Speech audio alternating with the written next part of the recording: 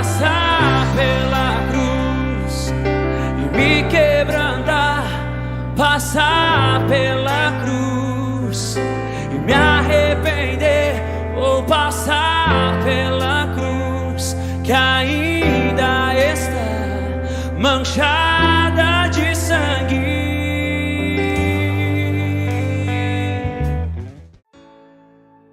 Queridos, o tema da palavra de hoje é o significado da cruz no dia a dia.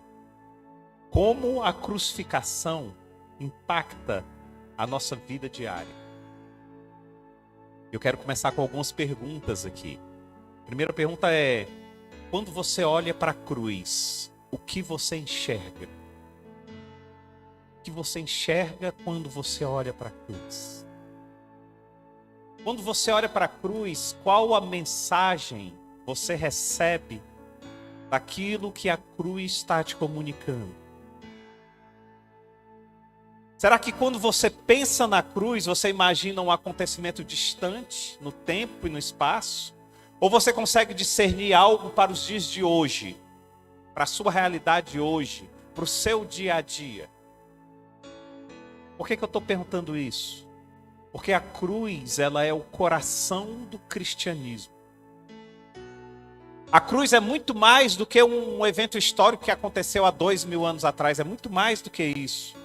A cruz é um evento transformador. E é transformador na nossa vida diária, no dia a dia para a gente. É na cruz que nós temos a revelação da natureza de Deus. É na cruz que nós temos a percepção do amor de Deus. É na cruz que nós temos a dimensão do valor do ser humano. Você só vai saber o seu verdadeiro valor quando você entender a mensagem da cruz. A psicologia não vai conseguir chegar a esse nível de profundidade. A medicina não vai chegar a esse nível de profundidade. Você só vai saber o seu valor quando você olhar para a cruz e você entender o significado e a mensagem dela. Percebe a importância do significado da cruz? Só para nós termos uma pequena ideia, o maior evento de toda a história da humanidade foi a cruz. Não há nenhum evento, Holocausto, Primeira Guerra, Segunda Guerra Mundial, enchentes, dilúvio, nada foi tão impactante para o ser humano como a cruz. A cruz é o maior evento da história da humanidade. Você precisa se enxergar nesse evento. Você precisa se ver nesse evento. Você precisa se incluir nesse evento. Porque a cruz é um evento separador, é um divisor de águas. As pessoas não precisam crer, mas vai acontecer. Vai acontecer o momento que vai ser definido na cruz o quanto você creu, o quanto você esteve com ela, e isso vai definir o teu futuro eterno. E nós, quando acordamos, sequer pensamos nisso. João capítulo 3, verso 16, todo mundo sabe de cor. Talvez nem precisa colocar, mas coloca aí. Porque Deus amou o mundo de tal maneira que deu o seu Filho unigênito para todo aquele que nele crê, não pereça, mas tenha a vida eterna. Está falando de cruz. Está colocando para nós o que a cruz representa para você, pelo amor de Deus por você. Esse versículo ele fala de um amor tal que atraiu Cristo até a cruz para que nós pudéssemos ter uma vida eterna com Ele. Cristo pagou o preço para ser teu amigo. Cristo pagou o preço para olhar para você e dizer: ei, eu quero você comigo na eternidade. Que grande amor, que maravilhoso amor, que profundo amor, que perfeito amor é esse. Na versão Nova Tradução na Linguagem de hoje diz: Deus amou o mundo tal. Na Revista Atualizada diz: de tal maneira. Na NVI diz: Deus tanto amou. Mas o fato é que João ele não encontra palavras maiores e mais profundas para representar ou para refletir esse amor, a ponto de ele falar de tal forma. Que tal forma é essa? João explica. Ele diz: cara, não tem explicação. Amou o mundo de tal maneira. Que maneira foi essa, João? Só experimentando. Só experimentando. Porque não existe no vocabulário humano um amor tão tremendo, capaz de explicar o que aconteceu. E aí João tenta, de alguma forma, ele bota de tal maneira. De maneira tal. De modo tal. Mas o fato é que esse amor profundo que não cabe nos vocabulários do mundo, ele existe.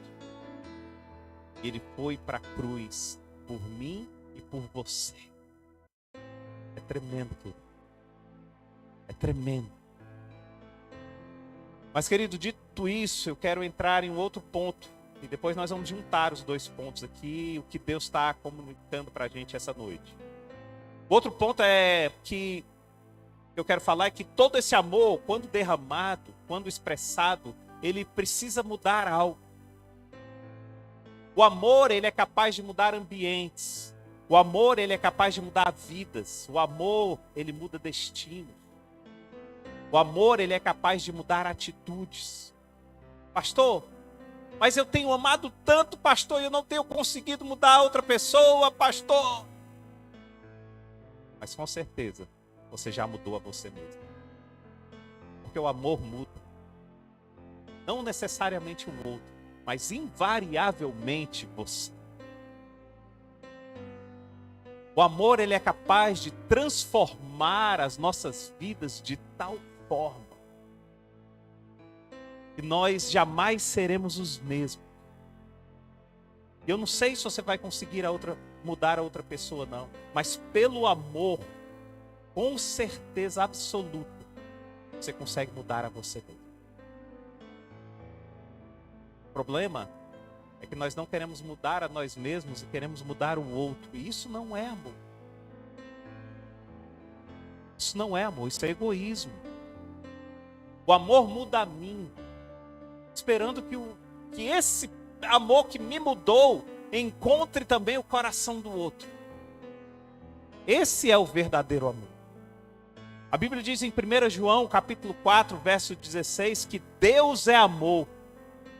Então, quando nós amamos, nós estamos refletindo, nós estamos manifestando Deus em nós. E a cruz é o firme fundamento desse amor de Deus por nós. Agora presta atenção numa coisa, querido. Eu quero fazer uma pergunta para vocês. É possível ver esse amor? É possível enxergar esse amor? Pasmem. Mas a resposta é sim. É possível sim ver esse amor. É possível sim enxergar esse amor. Pastor, então por que eu nunca vi esse amor? Nem tudo que está posto é visto. Nem tudo que está visível é visto. Nem tudo que é expresso é visto. O amor, ele é manifesto através de ações visuais. O amor não é um sentimento que a gente guarda para nós mesmos, não. E às vezes a gente diz para quem a gente ama: ei, eu te amo. Isso são apenas palavras. Agora deixa eu te dizer uma coisa que vai te espantar, querido. Talvez você nunca tenha pensado nisso, porque eu nunca tinha pensado nisso, até me ajoelhar e pedir uma palavra de Deus. Agora dessa vez. Deixa eu te dizer uma coisa que vai te espantar. Jesus nunca disse eu te amo. Uau! Eu tinha pensado nisso, eu nunca tinha pensado. Jesus nunca disse eu te amo na Bíblia. E aqui você vai ter que ter maturidade para entender isso. Porque eu já estou até percebendo pessoas olhando assim para o cônjuge, olhando para outra pessoa e dizendo, tá vendo? Você fica cobrando que eu diga que eu te amo, mas Jesus nunca disse eu te amo. Ei, não é por aí. Não é por aí, não. Aí se você receber isso, você diz, então eu vou lhe dar a seguinte resposta. Mas Jesus foi para a cruz por mim. Vai lá, sobe lá. Sobe lá. Então nós precisamos ter maturidade, porque essa é uma informação perigosa. Mas é verdade, querido. Mas a diferença é que cada gesto de Jesus, cada palavra de Jesus, cada atitude de Jesus, cada momento que Jesus viveu, cada olhar de Jesus manifestava o amor de Deus. Muitas vezes não é a frase eu te amo. Muitas vezes é um estender da mão. Muitas vezes não é a frase eu te amo, mas é olhar com um amor tal, a ponto de constranger aquele que até pensa em te agredir. Muitas vezes não é você dizer, ei, eu te amo, mas é você fazer desse eu te amo uma atitude ao amanhecer ou ao entardecer, de forma que a pessoa sinta-se amada. Jesus fazia de tal forma que não era necessário dizer eu te amo, porque todos que andavam com ele sentiam-se amados. Por isso temos que ter muita maturidade. Nosso grupo de comunhão e mesa, as pessoas ainda são meio verdes na fé, e a gente está estudando a Bíblia, e a primeira coisa que eu disse é cuidado com o que você vai aprender, porque a letra mata. Se não aprendermos da letra sem a presença constante do Espírito para vivificar aquilo que a letra diz, nós precisamos ter muito cuidado. Imagina se as pessoas imaturas começam a perceber que Jesus nunca disse eu te amo, o catástrofe que vai ser no mundo. Agora imagina as pessoas perceberem que existe algo mais eficaz, mais valioso de amor do que falar com palavras. Mudaríamos o mundo. Por isso Jesus mudou o mundo. Porque não era só o que ele falava, mas era sobretudo como ele agia. Certa vez eu conversando com uma pessoa, um teólogo e ex-seminarista, faltava um semestre para ele terminar o seminário, reitor, ex-reitor de uma grande universidade, homem, uma sapiência tremenda, tremenda. E eu perguntei para ele, quem é Jesus para você? E a gente tinha intimidade um com o outro, já faleceu, já tem um bom tempo. E ele disse, Jesus para mim foi um grande filósofo, foi um grande mestre, aquele que superou todos em inteligência. Aí ele olhou para mim e disse assim, o que você achou da resposta? Eu disse, prova que você não sabe nada. O cara estava quase terminando, tinha quase terminado o seminário. Ele, como assim? Cara, quando se conhece a palavra, você só tem dois caminhos para sentir e perceber Cristo. Dois caminhos sinceros. O primeiro é, ele era um louco desvarrido, doidão. Eu até vou aceitar se você falar isso. Porque todos os filósofos, antes, durante e depois de Jesus, apontam o caminho. Jesus aponta para ele. E se alguém chegar e falar, eu sou o caminho, eu sou a verdade, eu sou a vida, cara, esse cara é louco. Você olhar por esse prisma, eu até olho para você e digo, opa, cara, tudo bem, eu entendo o seu ponto de vista. O segundo ponto de vista é entender que ele verdadeiramente é o Filho de Deus.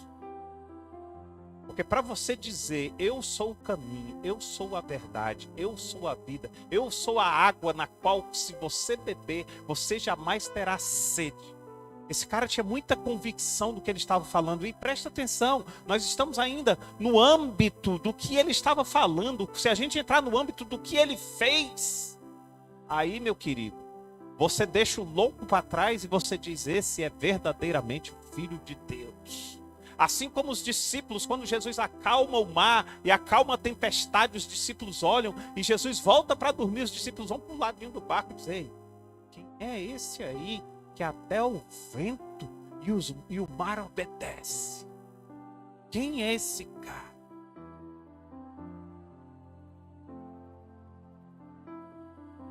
Então nós precisamos ter muito cuidado. Muito cuidado. Porque aprender a palavra sem viver a palavra vai te jogar uma culpa terrível. Pastor, então o que eu faço? Aprenda e viva. Porque aprender a palavra e viver a palavra vai te libertar. Vai te libertar. Então, queridos, quem observava Jesus era capaz de ver e enxergar o amor em movimento. Por isso é possível sim você ver o amor. As pessoas olhavam para Jesus e enxergavam nele um verdadeiro amor, um amor tremendo, um amor personificado. Que tremendo isso! Um amor prático, um amor encarnado naquele que era o Verbo e naquele que habitou entre nós. O amor é visível, ele tem forma, ele encarnou, habitou entre nós, ele viveu entre nós. E agora a gente vai juntar aqui as duas peças, caminhar no tema de hoje, o significado da cruz no dia a dia. Os discípulos, eles conseguiam enxergar o amor de Deus através de Jesus. E a boa notícia é que nós somos capazes de enxergar esse mesmo amor. Esse mesmo amor manifesto na vida de Jesus, que voluntariamente foi até a cruz por amor por mim e por você. Somos capazes de enxergar. E agora o detalhe. O amor manifesto de Jesus mudou a vida daqueles homens que enxergaram. E o amor manifesto de Jesus foi mudando vidas. E é capaz de mudar vidas hoje. Foi capaz de mudar vidas ontem, é capaz de mudar vidas hoje, sempre será capaz de mudar vidas. Porque Ele é o mesmo ontem, hoje e sempre. O seu amor nunca falha. Ele é tremendo. E a pergunta é, o amor de Deus tem mudado a sua vida?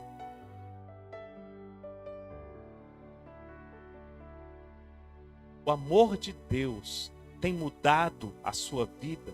O amor de Deus tem impactado você de forma tal que a sua vida não tenha sido mais a mesma, mas tenha se transformado depois desse amor? Abra sua Bíblia em Atos capítulo 9.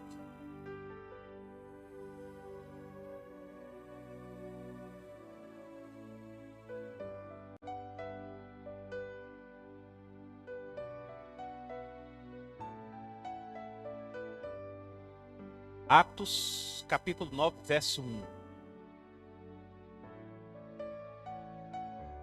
Enquanto isso, Saulo ainda respirava ameaças de morte contra os discípulos do Senhor. Dirigindo-se ao sumo sacerdote, pediu-lhes cartas para as sinagogas de Damasco, de maneira que, caso encontrasse ali homens ou mulheres que pertencessem ao caminho, os levasse presos para Jerusalém. Na sua viagem, quando se aproximava de Damasco, de repente brilhou ao redor dele uma luz que vinha do céu. Ele caiu por terra e ouviu uma voz que lhe dizia: Saulo, Saulo, por que me persegues? Saulo, ei Saulo, Saulo, Saulo,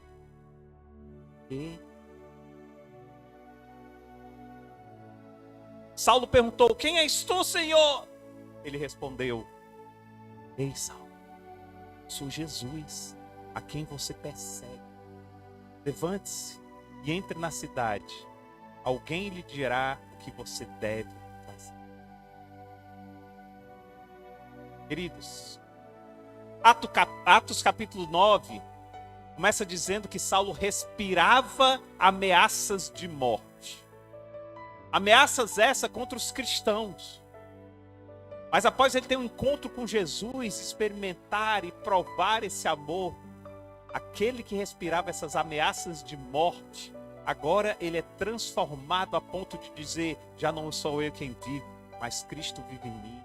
Esquecendo-me das coisas que ficaram para trás e avançando para as que diante de mim estão, eu prossigo para o alvo, e o alvo é Cristo. Tudo posso naquele que me fortalece. Para mim o viver é Cristo e morrer é lucro. Que transformação!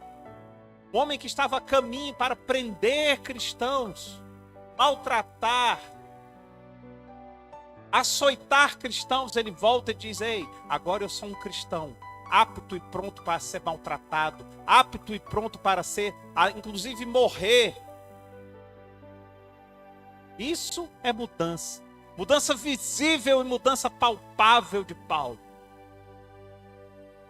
Mas voltemos à pergunta: o amor de Deus tem mudado a sua vida?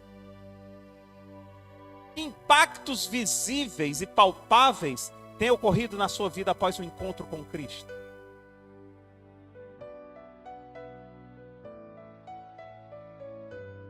Ontem eu e a Regina fomos a uma festa, uma celebração muito bacana, mas bem mundana, bem mundana. Nós estávamos lá, sentados lá, e uma pessoa fez uma pergunta e olhou pra gente e disse assim: pastor, como é que o senhor o que é que o senhor está achando dessa festa? Sabedoria, Senhor. Eu disse: animada, animada. Sentamos, continuamos sentados. Aí veio outra pessoa e disse: eu queria pedir para vocês irem orar lá em casa, abençoar a nossa casa nova. Amém, amor, já podemos ir embora. Já fizemos aqui a nossa parte. Deixamos marcado o dia para ir orar e abençoar a casa dessa pessoa e nos retiramos. Estava dizendo, uma festa com música, banda, sabe, milhares de pessoas lá dançando, não sei o que é que essa pessoa viu em nós. A gente sentadinho num canto, assim, a ponto da pessoa chegar e falar isso. Ela viu.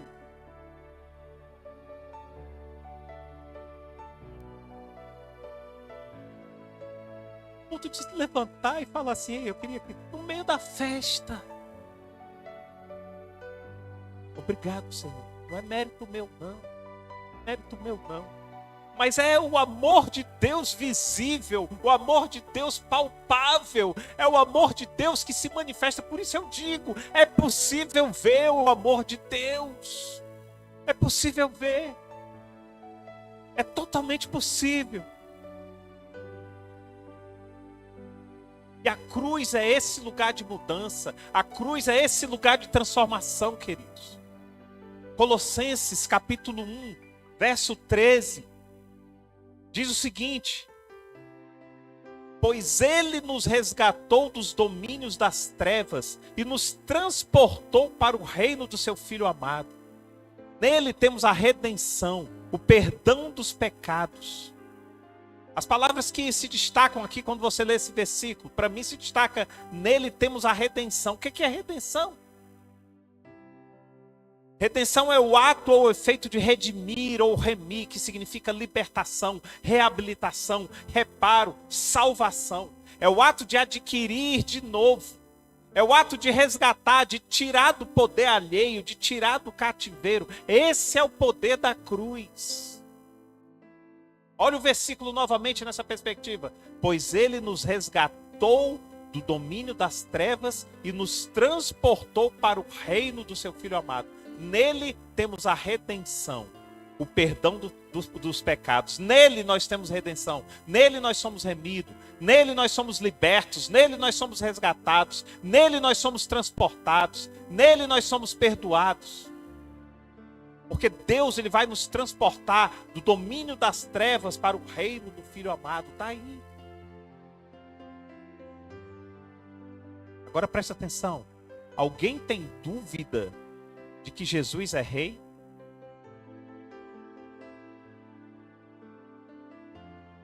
Colossenses 1,13. Pois ele nos resgatou do domínio das trevas e nos transportou para o reino do seu Filho amado.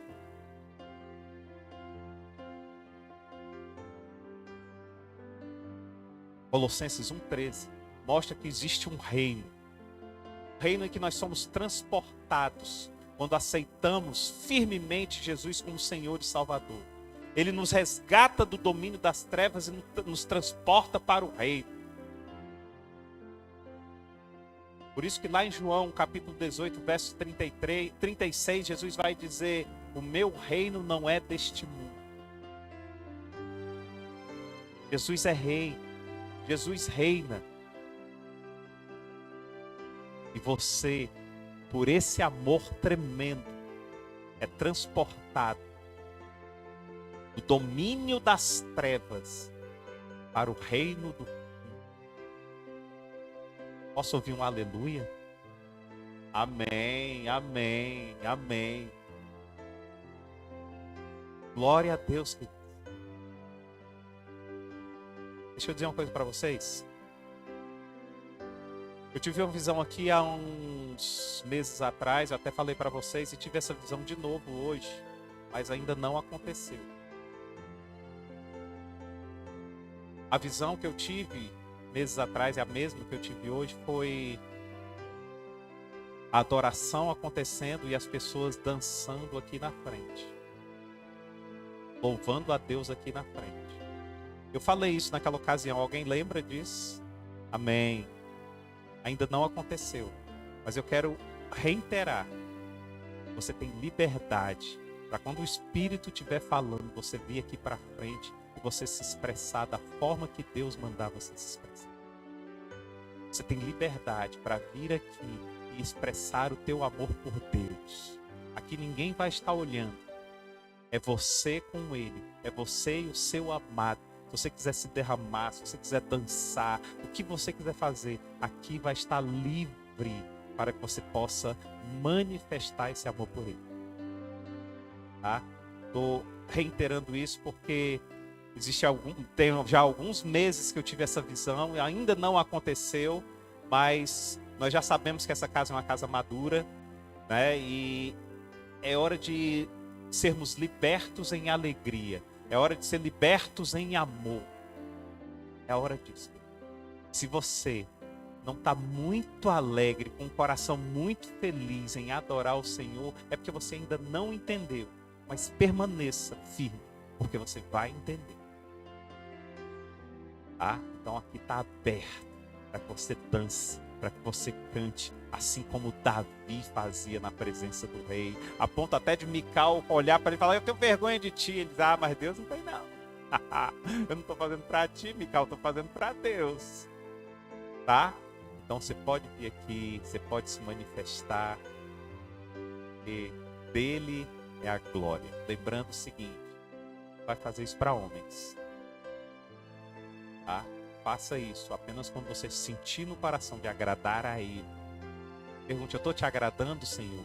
Se a resposta for totalmente sincera, sim, fica à vontade. A casa é dele. Amém? Queridos,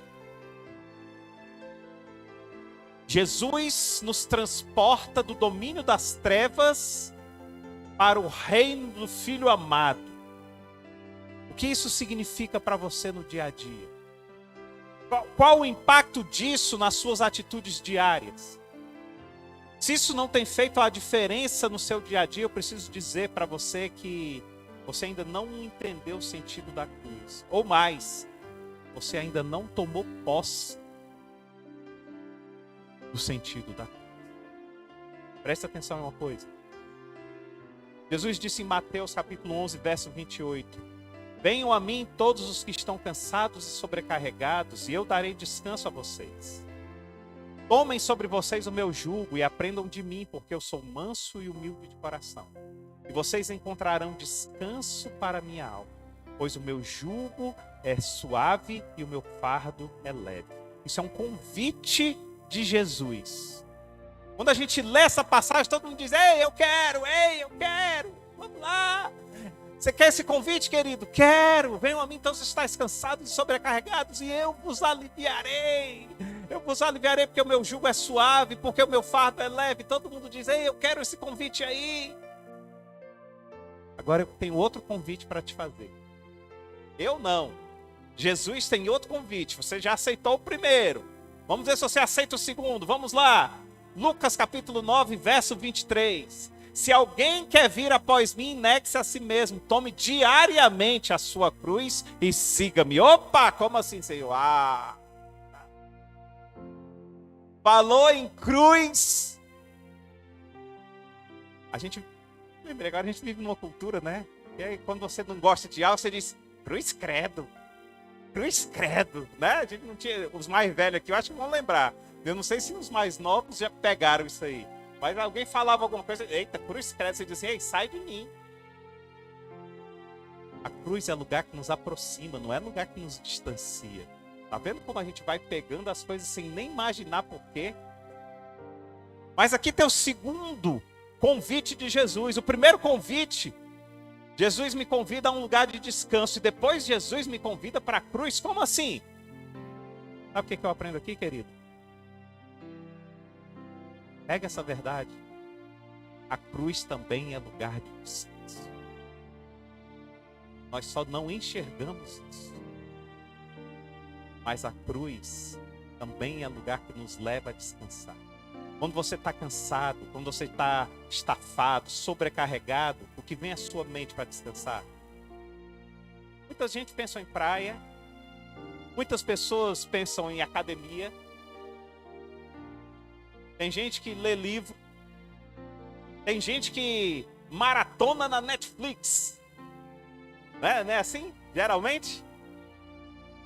Mas Jesus diz: vem para a cruz. É na cruz que você vai me encontrar de braços abertos.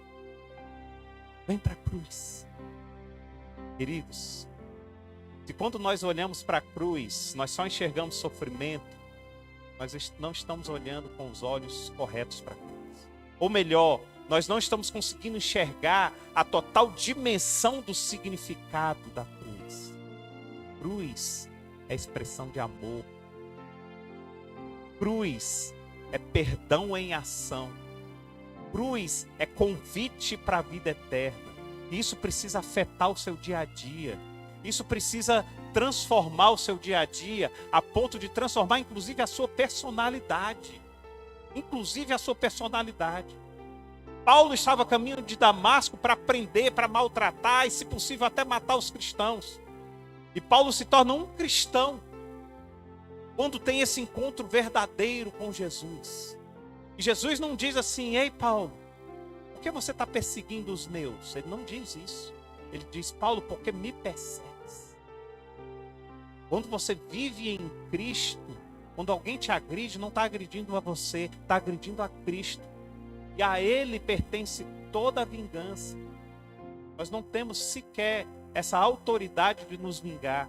Às vezes dá vontade de falar mais alto com alguém, eu calo e digo: Senhor, me perdoa, porque eu não tenho esse direito. Da fonte que sai água doce, não pode sair água salgada.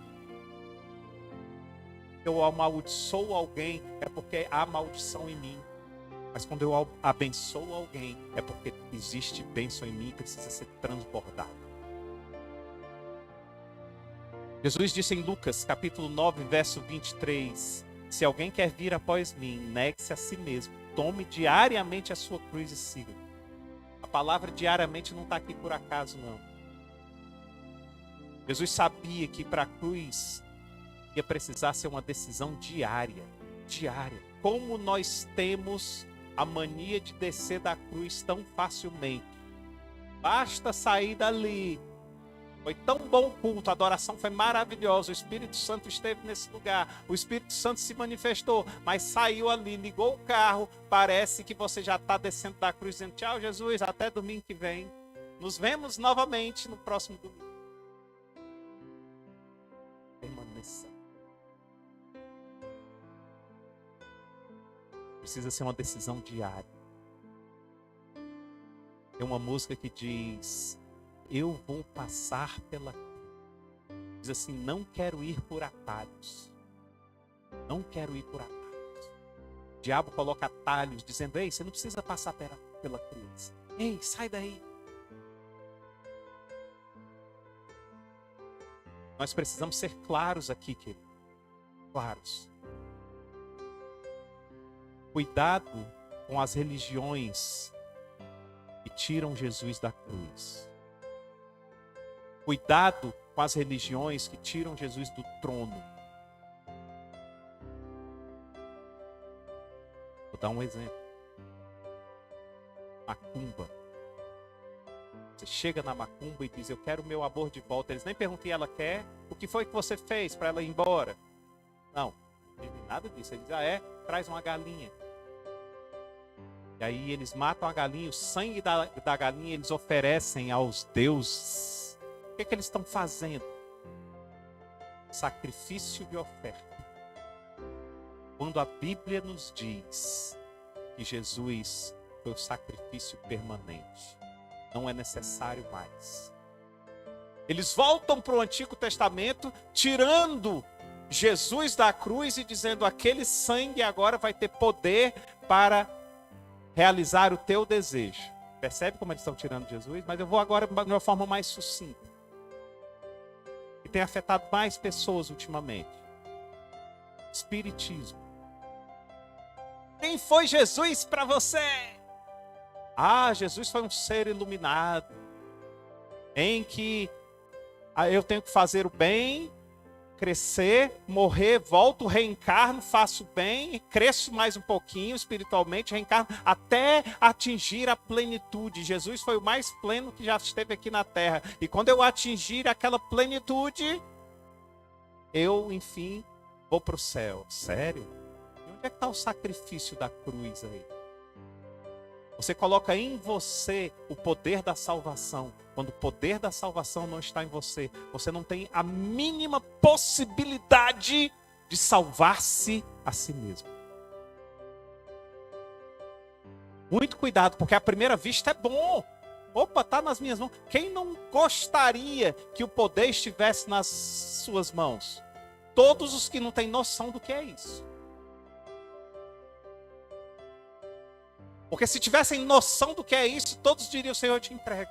Eu te entrego. Eu te entrego porque em mim eu não tenho condições de fazer isso.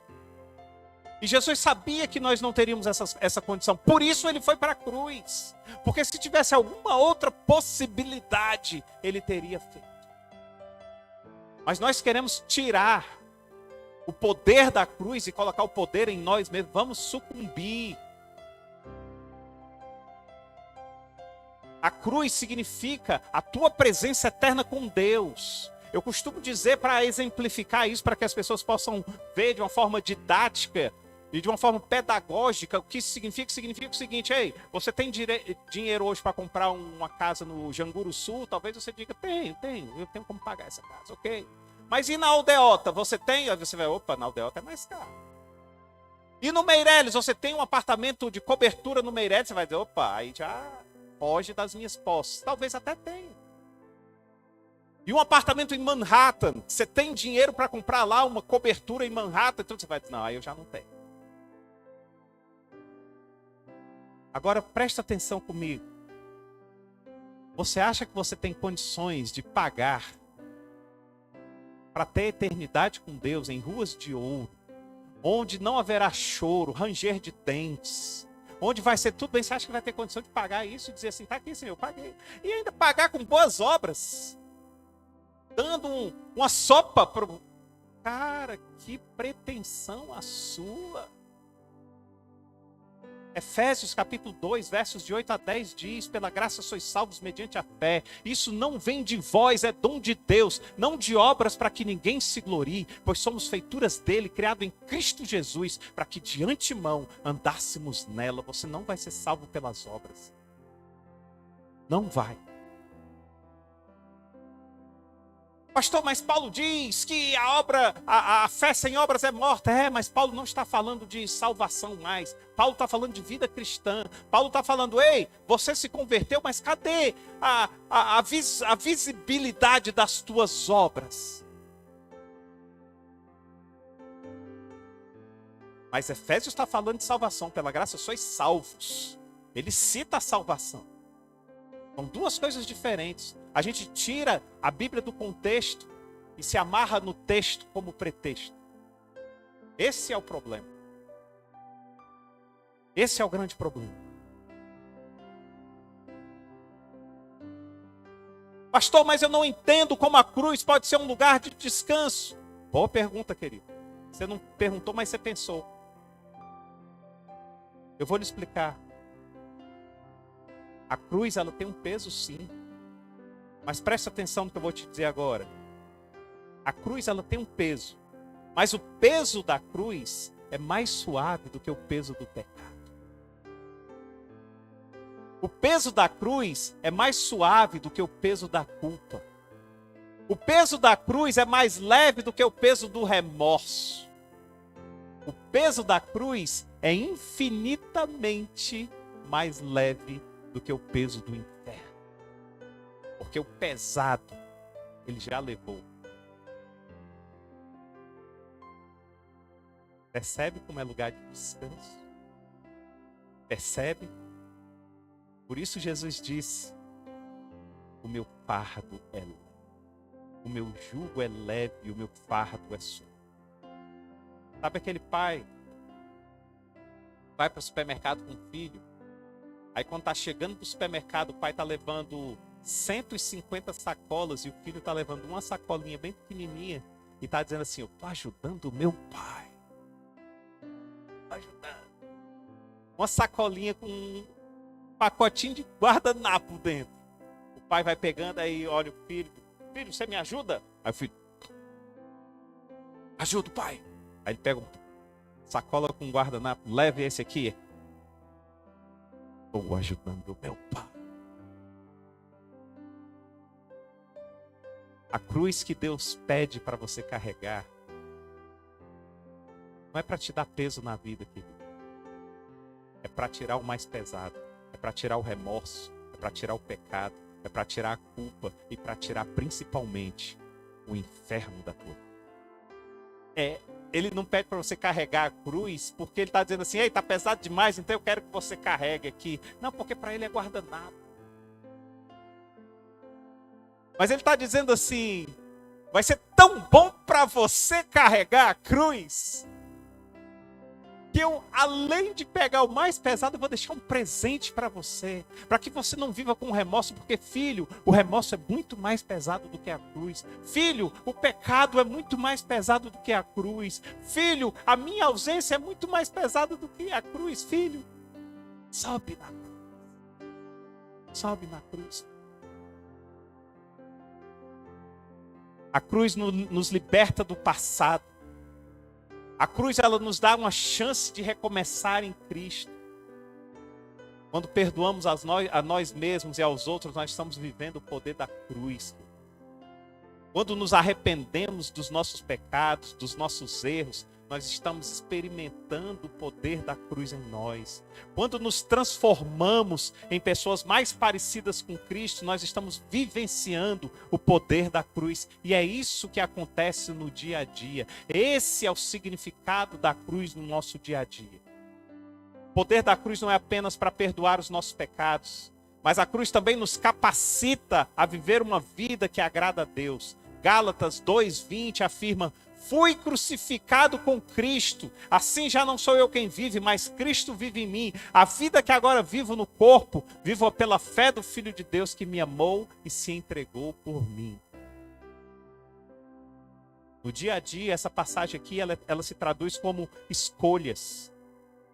Quando nós priorizamos a Cristo, nós estamos crucificando o nosso ego, fazendo a vontade de Deus para nós. Filipenses 2:5 diz assim: seja a atitude de vocês a mesma de Cristo Jesus, que embora sendo Deus, não considerou que o ser igual a Deus era algo que devia apegar-se, mas esvaziou-se a si mesmo, vindo a ser servo, tornando-se semelhante aos homens e sendo encontrado em figura humana, humilhou-se a si mesmo e foi obediente até a morte, e morte de cruz.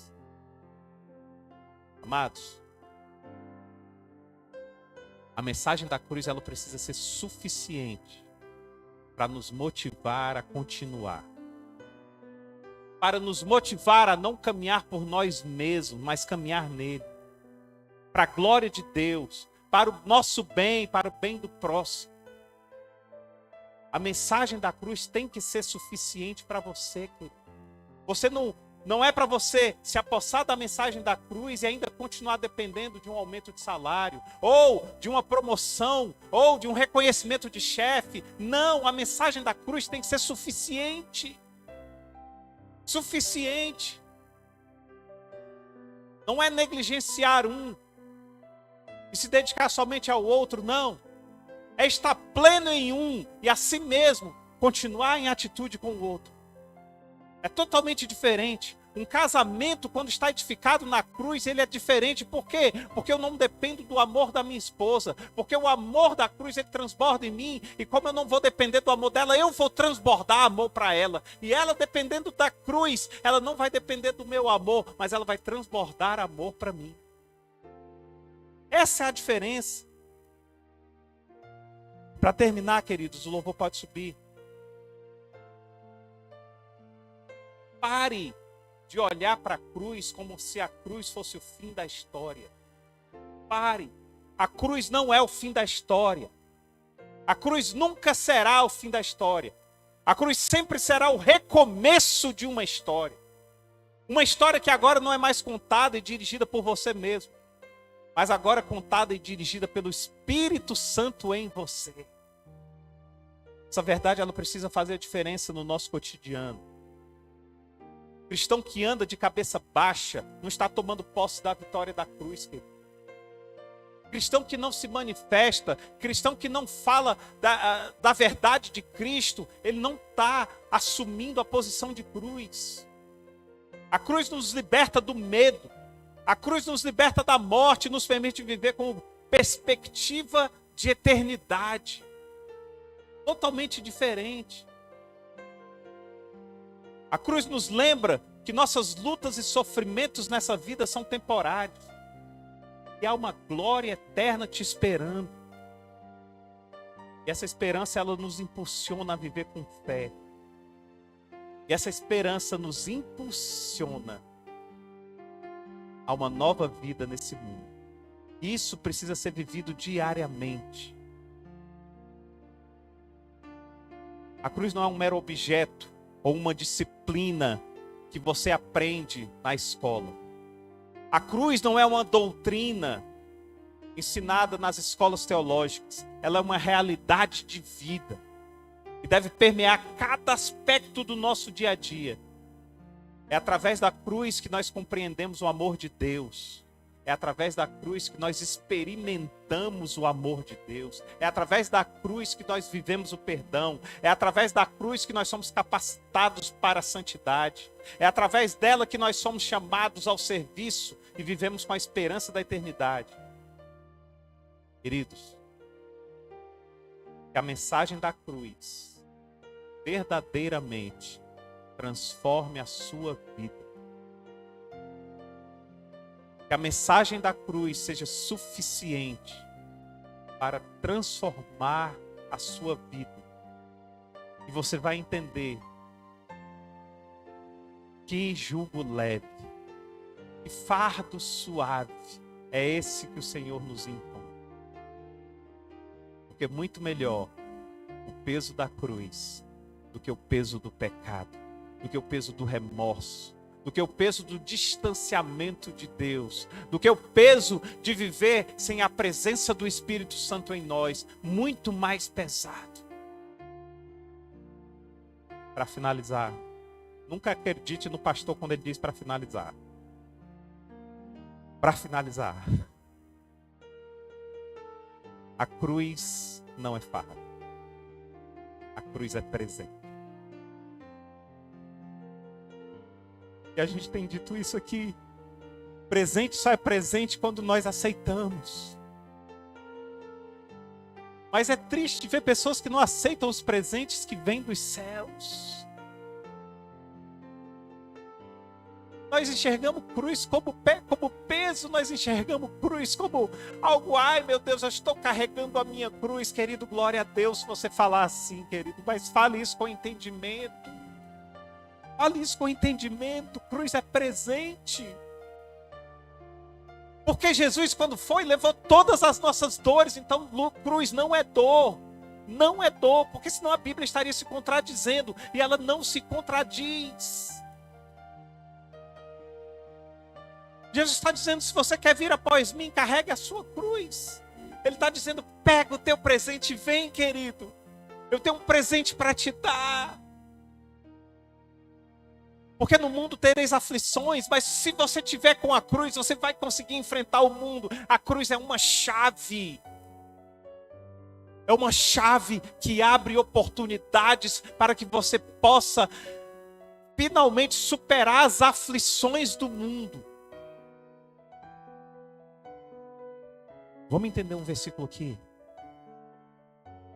Como é que Jesus venceu o mundo? Jesus venceu o mundo indo para a cruz. Sim ou não? E aí Jesus diz para você o seguinte: no mundo tereis aflições, mas tem de bom ânimo, eu venci o mundo. E ele deixa o que para que você vença o mundo? A cruz. A chave que ele usa para vencer o mundo está em você, está com você. Ele deixou para você. Ele não disse, ei, eu vou pegar essa chave e vou jogar fora. Não. Ele é tão bom que ele diz assim, eu vou usar uma chave para vencer o mundo, mas vou deixar você com essa chave.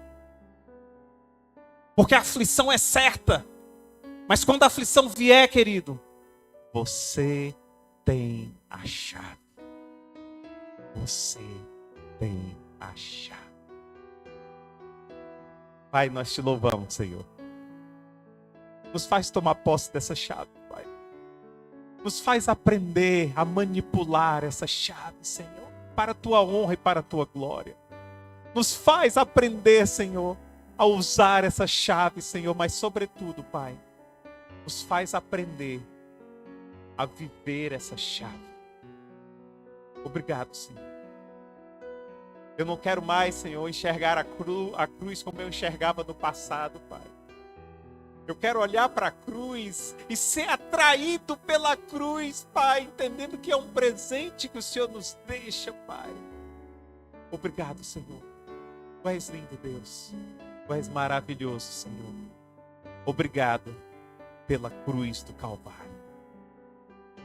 Eu vou passar pela cruz e me quebrantar, passar pela cruz e me arrepender. Vou passar pela cruz que ainda está manchada.